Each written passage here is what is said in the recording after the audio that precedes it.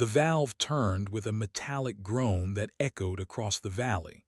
2,500 head of cattle looked up from their water troughs as the flow suddenly stopped. The silence that followed was deafening. I stood at my property line, wrench still in my hand, watching the panic spread across the faces of the HOA board members who had driven out to witness what they thought was an empty threat. Corinne Mitchell's face went white as she realized what I had just done. "You cannot do this," she screamed, her voice cracking with desperation. "Those cattle will die without water." I looked her straight in the eye, my voice steady and calm. "You should have thought about that before you banned me from digging a well on my own land." That was the moment Corinne Mitchell learned that some people push back harder than you push them. "My name is Jake Morrison, and I have been ranching my entire life. For 37 years, I saved every penny I could, dreaming of the day I would own my own spread. Not just a small plot of land, but a real ranch where I could raise cattle the way my grandfather taught me. When the Broken Arrow Ranch came up for sale, I knew this was my chance. 500 acres of rolling hills and green pastures, with an existing cattle operation that included 2,500 head of prime beef cattle. The land stretched as far as the eye could see, with natural water sources and grazing areas that had been maintained for generations. I remember the first time I walked those fields with the realtor. The morning sun cast long shadows across the grassland, and I could hear the gentle lowing of cattle in the distance. This was everything I had ever wanted. The barns were solid, the fencing was in good repair, and the cattle were healthy and well fed. The only surprise was learning that the property was part of a homeowners association. The realtor mentioned it casually, like it was no big deal. "Just basic maintenance rules," she said. "Nothing that would affect a working ranch." I should have paid more attention to that detail. During the final walkthrough, I met Corinne Mitchell for the first time. She was the HOA president, a woman in her 50s with perfectly styled hair and a smile that never quite reached her eyes. She asked a lot of questions about my plans for the property. "Will you be making any major changes to the land?" she asked, her pen hovering over a clipboard. "Just normal ranch improvements," I replied. "Maybe upgrade some equipment, improve the grazing areas." She nodded, but I noticed how her eyes narrowed slightly when I mentioned improvements. There was something in her expression that made me uncomfortable, but I pushed the feeling aside. I was so excited about finally owning my dream ranch that I ignored the warning signs. The closing went smoothly. I signed stack after stack of papers, including the HOA agreement that I barely glanced at. The lawyer explained the basic rules about property maintenance and architectural guidelines, but nothing seemed to apply to agricultural operations. As I drove up to my new home that first evening, I felt like the luckiest man alive. The cattle were settling in for the night, and the vast expanse of land stretched out before me. I had worked my whole life for this moment, and finally it was mine. I called my father that night to tell him about the purchase. He had been a rancher too, before age and arthritis forced him to sell his small operation. "Son," he said, his voice filled with pride, "your grandfather would be so proud. You did what he always dreamed of doing." That night I stood on my front porch and looked out at my land. The stars were brighter than I had ever seen them, and the air smelled like hay and cattle. I felt like I had finally found my place in the world. I had no idea that my peaceful life was about to become a nightmare. 3 months after moving in, I discovered my first major problem. The existing well was not producing enough water to meet the needs of my expanded cattle operation. The previous owner had run a smaller herd, but I had plans to use the full capacity of the land. 2,500 head of cattle drink an enormous amount of water. Each animal needs between 30 and 50 gallons per day, depending on the weather and their size. During hot summer months, the demand goes even higher. I was looking at a daily water requirement of over 100,000 gallons. The drought that summer made everything worse. The water table had dropped, and my existing well was struggling to keep up. I watched nervously as the cattle crowded around the water troughs, waiting their turn to drink. Some of the younger animals were showing signs of dehydration stress. I knew I had to act fast. A rancher without adequate water is a rancher facing bankruptcy. I started researching the best location for a new well, studying geological surveys and talking to local well drilling companies.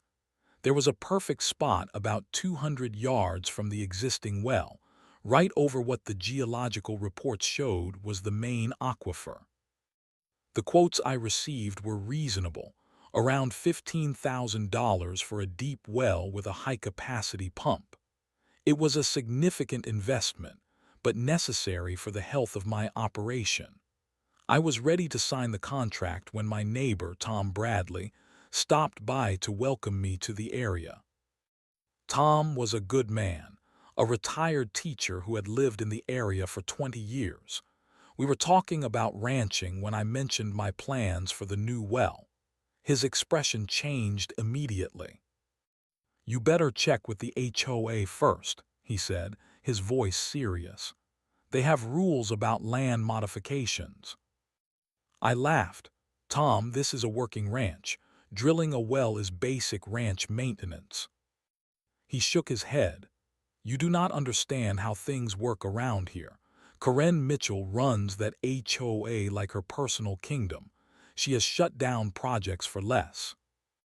That night, I pulled out the HOA bylaws for the first time since signing them. What I found made my blood run cold. Buried in the fine print was a section about land modifications that required board approval for any digging, excavation, or construction project. The language was vague and broad, clearly written by lawyers who wanted maximum flexibility to deny requests. It talked about environmental impact and community standards and aesthetic considerations. None of it made sense for a working ranch, but the legal language was clear. I needed permission before drilling. I called the HOA office the next morning and spoke to Corinne Mitchell directly. Her voice was sweet and helpful over the phone, but I could hear the satisfaction underneath. "Of course, Mr. Morrison," she said. "We just need to follow proper procedures. I will send you the application forms." The forms arrived 3 days later.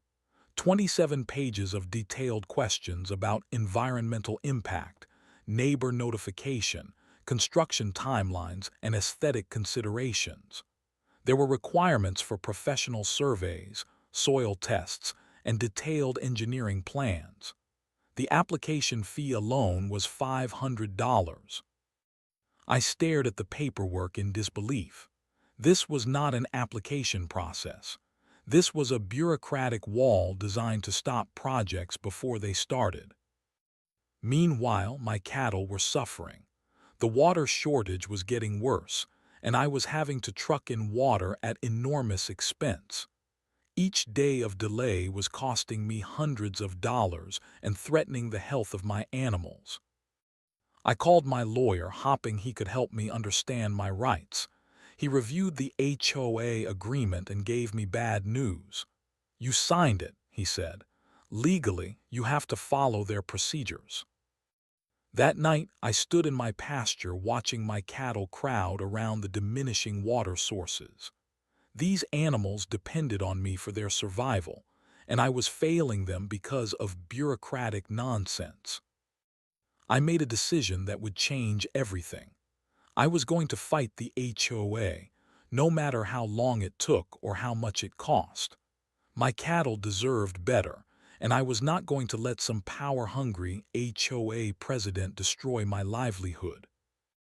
I submitted my well drilling application on a Tuesday morning, hand-delivering it to the HOA office along with the required fee.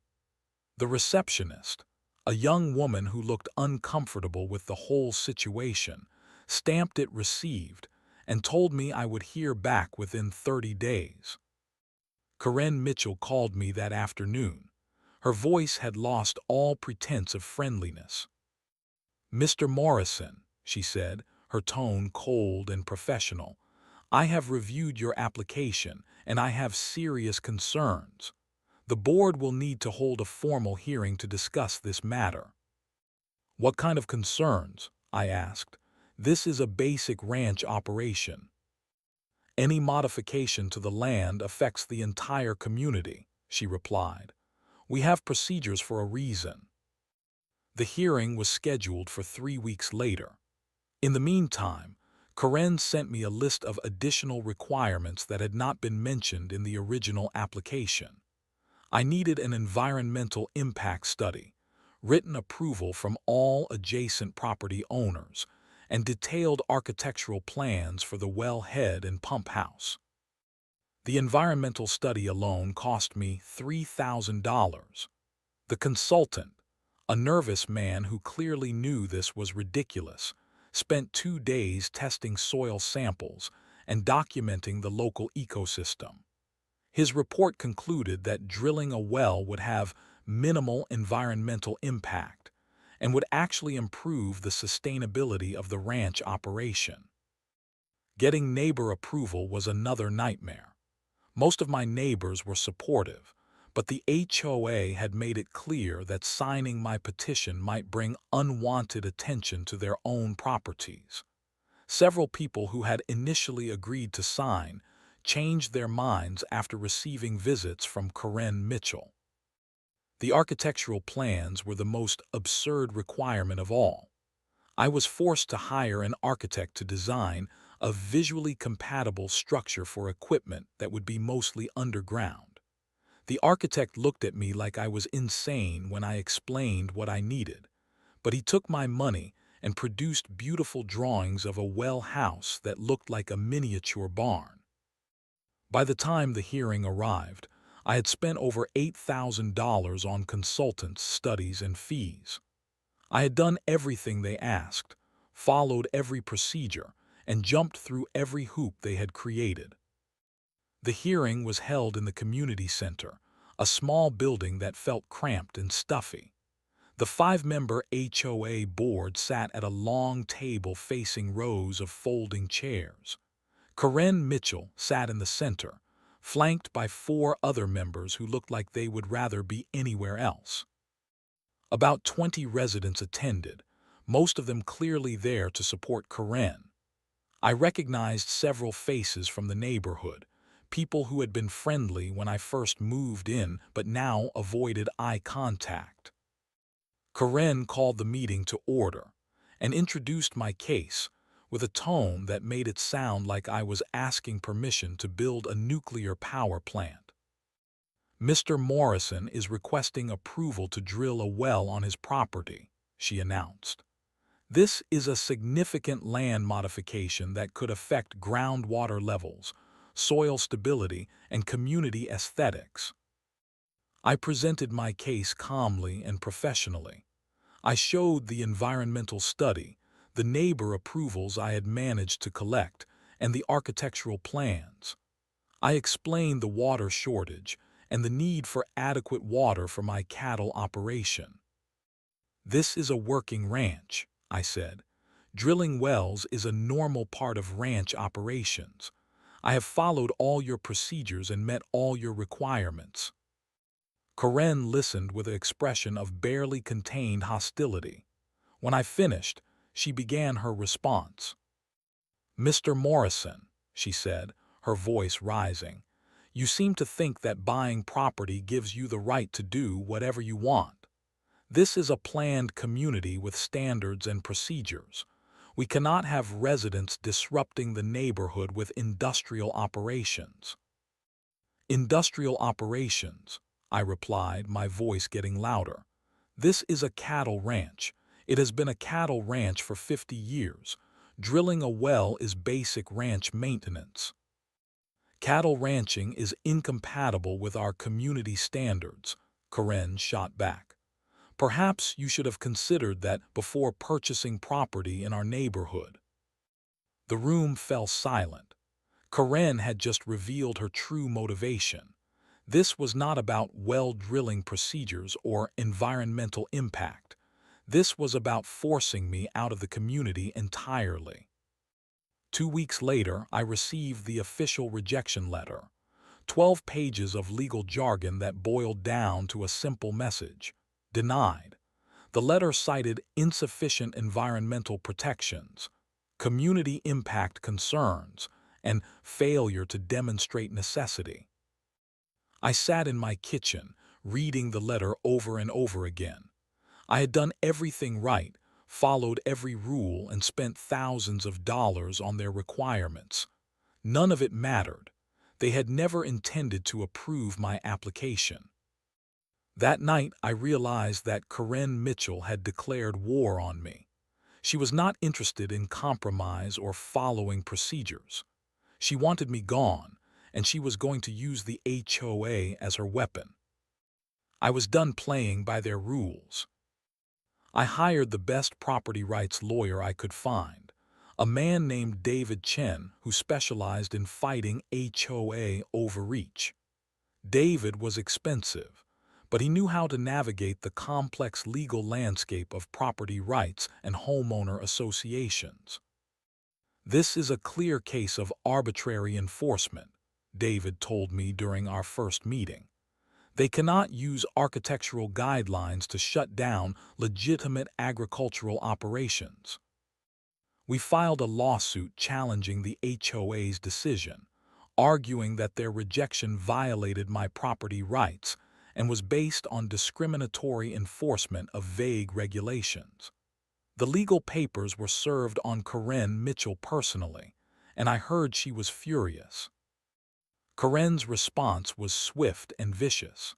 The HOA hired Morrison, Bradley and Associates, the most expensive law firm in the county. Their retainer alone was more than most people made in a year. Karen was clearly prepared to spend whatever it took to destroy me. The legal discovery process was eye-opening.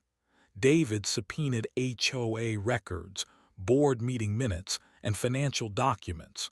What we found was a pattern of selective enforcement and personal vendettas. Several other property owners had been denied reasonable requests, usually after crossing Karen Mitchell in some way. But the most shocking discovery was the conflict of interest that explained everything. Karen Mitchell's family owned Mitchell Water Services, the company that supplied water to most of the HOA development. Her brother ran the day-to-day operations, and Karen herself was listed as a consultant on the company payroll.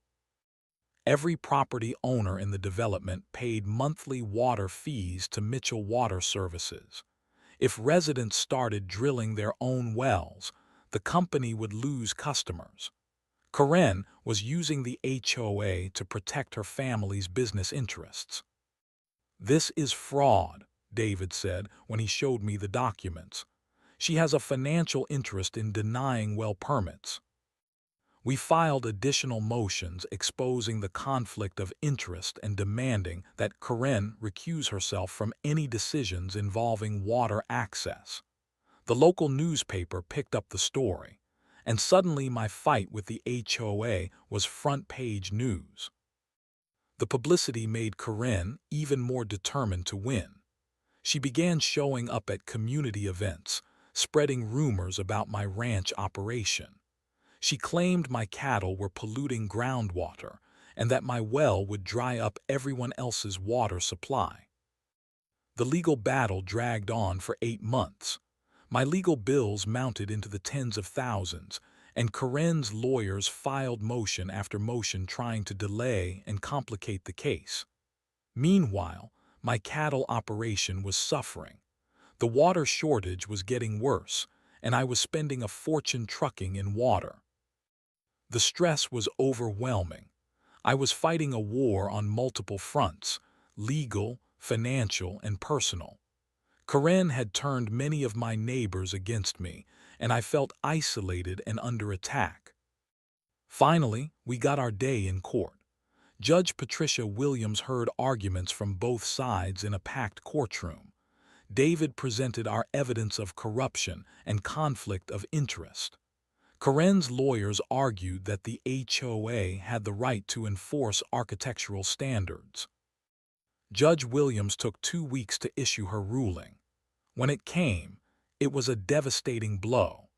The judge agreed that Karen should have disclosed her conflict of interest, but she ruled that the HOA had the legal right to deny my well permit as long as they followed their procedures. The court finds that the HOA properly followed its established procedures, the judge wrote. While the plaintiff has raised concerns about potential conflicts of interest, the board's decision was within their legal authority. I sat in my truck outside the courthouse, reading the ruling over and over. The legal system had failed me. Despite clear evidence of corruption and conflict of interest, the judge had sided with the HOA. David tried to be encouraging. "We can appeal," he said. "This is not over." But I knew the truth. The system was rigged against people like me. Karen Mitchell had money, connections, and the legal authority of the HOA. I was just one rancher fighting a battle I could not win in court. That night, I made a decision that would change everything. I was done fighting in courtrooms and board meetings. If Karen wanted to play hardball, I would show her what hardball really looked like. I spent the next 3 weeks in the county records office, digging through dusty filing cabinets and old property deeds. If the legal system would not help me, I would find another way to fight back. I started researching the history of water rights in the area, looking for any advantage I could find. The clerk, an elderly woman named Mrs. Patterson, was sympathetic to my situation. She had lived in the area her whole life and remembered when my ranch was just open rangeland. "Your property has quite a history," she told me, pulling out a box of old documents. "The water rights go back to the 1800s when this was all cattle country." I spent hours studying maps and surveys from decades past. The modern HOA development was built in the 1990s, but my ranch property had been in continuous agricultural use since 1887. More importantly, the water rights attached to my land were much older than anything in the area. The breakthrough came when I found a survey from 1923 that showed the underground water flow in the region. My property sat directly over the main aquifer that fed the entire valley. The HOA development, built 70 years later, had been positioned downstream from my land. I hired a hydrologist named Dr. Sarah Martinez to confirm what I was seeing in the old records. Dr. Martinez was an expert in water law and underground hydrology. She spent a week studying my property and the surrounding area. "This is remarkable," she told me when she finished her analysis. "Your property controls the headwaters of the entire aquifer system. The HOA development is completely dependent on water that flows from your land." Dr. Martinez explained the legal concept of senior water rights. In Western water law, the oldest water rights take priority over newer ones. My property had water rights dating back to 1887, while the HOA development had water rights from 1995. "As a senior rights holder," Dr. Martinez explained, "you have the legal authority to control water flow from your property. The HOA development has junior rights, which means they can only use water that you do not need." The implications were staggering. I had been so focused on drilling a new well that I had never considered the bigger picture. I did not just own land over an aquifer. I owned the water rights to the aquifer itself.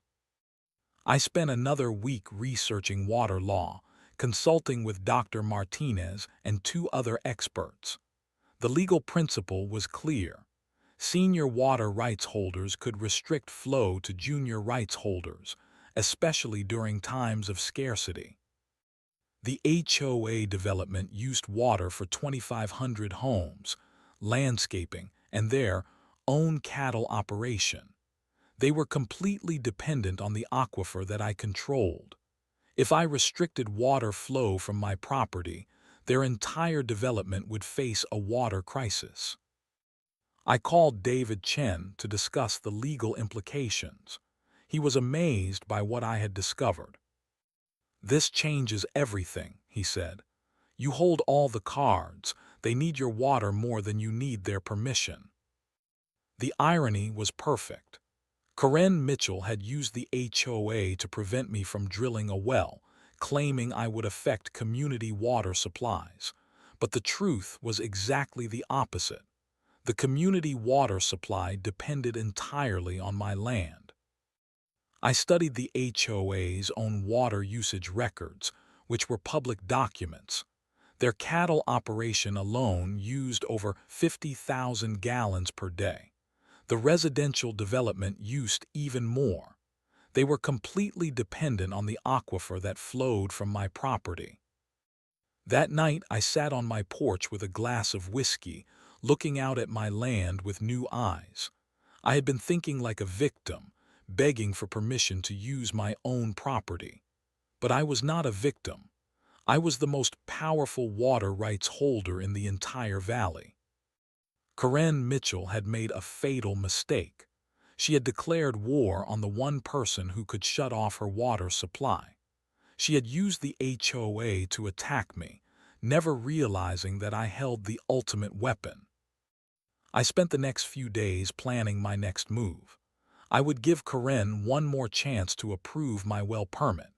If she refused, I would show her exactly what water scarcity looked like. The hunter had become the hunted. Karen Mitchell was about to learn that some battles are better left unfought. I called an emergency HOA board meeting for the following Thursday. The formal letter I sent to Karen Mitchell was polite but firm. I had new information about water rights that the board needed to consider before making any final decisions about my well permit. Karen was suspicious, but she could not refuse to hold a meeting. HOA bylaws required the board to consider new evidence if a property owner requested a hearing. She scheduled the meeting for 7 in the evening at the community center. I arrived early, carrying a briefcase full of documents and a large rolled-up map. Dr. Martinez had agreed to attend as my expert witness, and David Chen sat beside me as legal counsel. The board members filed in looking uncomfortable, clearly wondering what I had planned. Karen took her seat at the head of the table, her expression hostile and impatient. She was dressed in a business suit that made her look like she was heading to a corporate merger instead of a neighborhood meeting. "Mr. Morrison," she began, her voice dripping with false politeness, "I understand you have some new information to present. Let us get this over with quickly." I stood up and unrolled my map on the table. It showed the underground water flow for the entire valley, with my property clearly marked as the source of the main aquifer. "Ladies and gentlemen," I said, addressing the entire board, "I want to talk about water rights." I presented my evidence systematically. The historical surveys, the water rights dating back to 1887, and Dr. Martinez's hydrological analysis. I showed them how their entire development depended on water that flowed from my property. "As a senior water rights holder," I explained, "I have the legal authority to control water flow from my property. Your development has junior rights, which means you can only use water that I do not need." The board members looked confused, but I could see understanding dawning in Corinne's eyes. She knew exactly what I was telling them. "What exactly are you trying to say?" Corinne asked, her voice tight with barely controlled anger. I looked her straight in the eye. "I am saying that you have been fighting the wrong battle. You have been trying to prevent me from drilling a well, but I do not need your permission to control my own water." Dr. Martinez stood up and confirmed my presentation. She explained the legal concepts in simple terms, making it clear that my water rights were unquestionable. "The HOA development is completely dependent on Mr. Morrison's water," she said. "If he restricts flow from his property, the entire community will face a water shortage." Corinne's face had gone pale, but she was not ready to surrender. "Are you threatening us?" she demanded. "I am presenting facts," I replied calmly. "I am requesting that the board immediately approve my well permit. If you refuse, I will exercise my legal rights as a senior water rights holder." Corinne laughed, but it sounded forced and nervous. "You are bluffing. You cannot cut off water to an entire community." I opened my briefcase and pulled out a legal document. "This is a notice of water restriction that I have prepared. It is completely legal under state water law. I can file this with the county tomorrow morning." The other board members were looking back and forth between Corinne and me, clearly realizing that the situation had changed dramatically. One of them, a man named Robert Hayes, spoke up. "Corinne, maybe we should reconsider the well permit." Corinne's composure finally cracked. "Absolutely not," she screamed.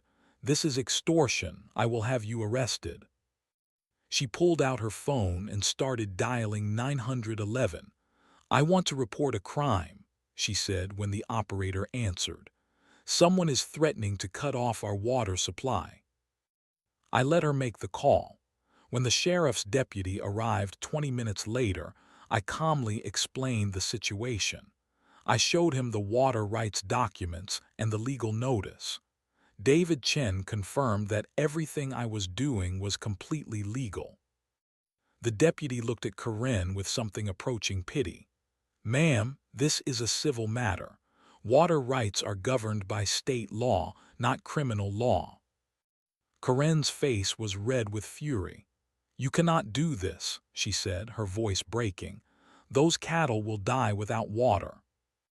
I stood up and walked toward the door. "You have 24 hours to approve my well permit," I said. "If I do not have approval by tomorrow evening, I will file the water restriction notice." I drove home in silence, but I could feel the satisfaction building in my chest. For the first time in months, I was in control of the situation. The next evening came and went with no word from the HOA. At exactly 7 o'clock, I walked to the main water valve that controlled flow from my property to the HOA development. The valve was clearly marked and easily accessible. I took a deep breath and turned the valve handle. The water stopped flowing with a metallic groan that seemed to echo across the valley. Within an hour, my phone was ringing constantly. Corinne Mitchell had finally learned what real power looked like. The aftermath was swift and dramatic. Within 6 hours of shutting off the water, I received frantic calls from board members, community leaders, and even the county commissioner. Corinne Mitchell had mobilized everyone she could think of to pressure me into restoring the water supply. But I held firm. I had given them fair warning and followed all legal procedures. The water would stay off until I received written approval for my well permit and a formal apology from the HOA board. The local media picked up the story, and suddenly my fight with the HOA was making headlines across the state. "Rancher shuts off water to entire community," read the main headline. The story painted me as either a hero standing up to bureaucratic bullying or a villain holding innocent people hostage. Corinne Mitchell made the mistake of agreeing to a television interview. She came across as arrogant and out of touch, explaining how certain people did not understand community standards. When the reporter asked about her family's water company, she became defensive and angry. The interview was a disaster for Corinne. Public opinion turned against her, and several board members began calling for her resignation. The conflict of interest story was too obvious to ignore, and Corinne's credibility was destroyed. On the third day, I received the call I had been waiting for. Robert Hayes, the board member who had tried to make peace during the confrontation, asked to meet with me privately. "We want to end this," he said simply. "What do you need?" My demands were straightforward. Immediate approval for my well permit, Corinne Mitchell's resignation from the HOA board, and a written guarantee that the HOA would not interfere with legitimate ranch operations in the future. "Done," Robert said without hesitation. "Can you restore the water today?" I agreed to restore the water as soon as I received the signed documents. Within 2 hours, a courier delivered the paperwork to my door. The well permit was approved unanimously, and Corinne Mitchell's resignation was effective immediately. I drove to the water valve and turned it back on. The sound of flowing water was the sweetest music I had ever heard. The well drilling began the following week. The new well produced abundant water, more than enough for my cattle operation and future expansion. For the first time in months, I did not have to worry about water shortages. Corinne Mitchell left the community quietly, selling her house and moving to another state. The new HOA board was more reasonable and focused on genuine community concerns rather than personal power games. My relationship with the community improved dramatically. Many neighbors apologized for not supporting me during the conflict, and several admitted they had been intimidated by Corinne's tactics. Looking back, I learned valuable lessons about standing up to bullies and fighting for what is right. Sometimes the system fails, and you have to find your own path to justice. I also learned that knowledge is power, and understanding your legal rights is essential when dealing with bureaucratic overreach. Today, my ranch is thriving. The cattle are healthy, the water is abundant, and I have the respect of my community. Most importantly, I proved that one person willing to fight for their rights can make a difference. Sometimes, you have to shut off the water to make people appreciate what they have.